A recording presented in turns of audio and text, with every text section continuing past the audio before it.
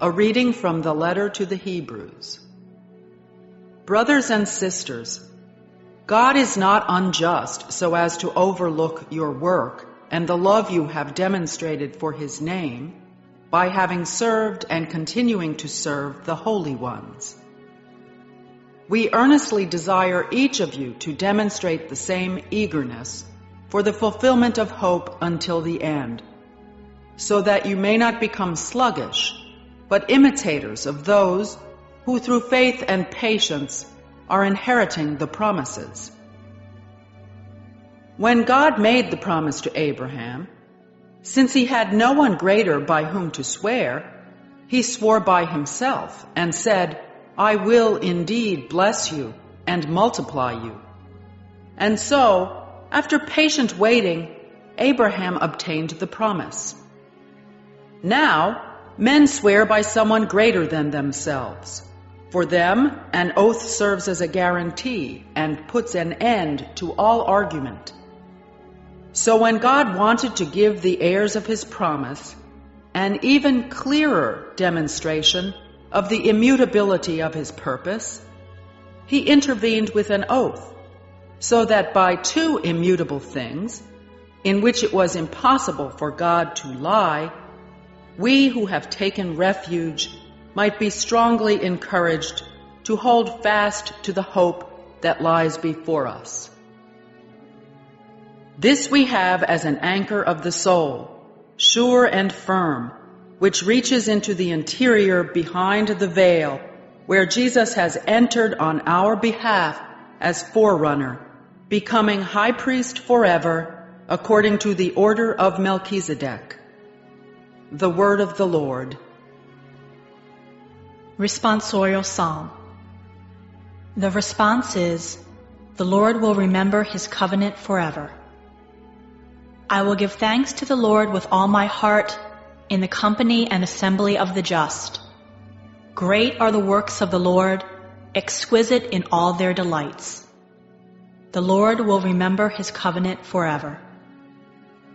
He has won renown for His wondrous deeds. Gracious and merciful is the Lord. He has given food to those who fear Him. He will forever be mindful of His covenant. The Lord will remember His covenant forever. He has sent deliverance to His people. He has ratified His covenant forever. Holy and awesome is His name. His praise endures forever. The Lord will remember His covenant forever. A reading from the Holy Gospel according to Mark. As Jesus was passing through a field of grain on the Sabbath, His disciples began to make a path while picking the heads of grain. At this, the Pharisees said to Him, Look, why are they doing what is unlawful on the Sabbath? He said to them, Have you never read what David did when he was in need, and he and his companions were hungry? How he went into the house of God when Abiathar was high priest, and ate the bread of offering that only the priests could lawfully eat, and shared it with his companions. Then he said to them, The Sabbath was made for man, not man for the Sabbath. That is why the Son of Man is Lord even of the Sabbath. The Gospel of the Lord.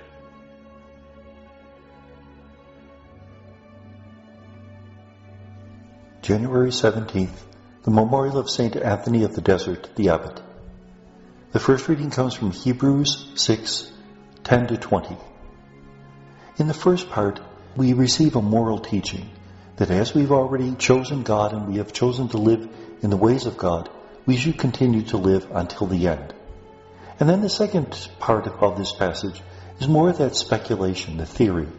It speaks about how God made a promise to Abraham and the oath he swore by himself, because God is always faithful to His word.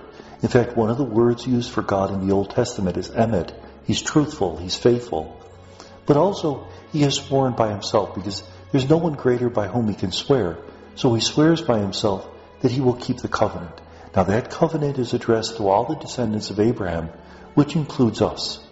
And therefore, it's the anchor of our soul.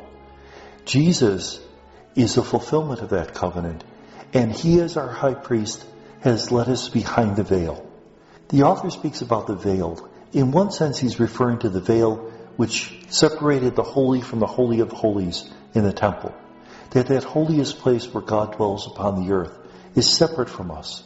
But now Jesus, acting as a new priest, acting in his role as a priest in the order of Melchizedek, remember, an order which means that he's not of the tribe of Levi, but rather was chosen by God.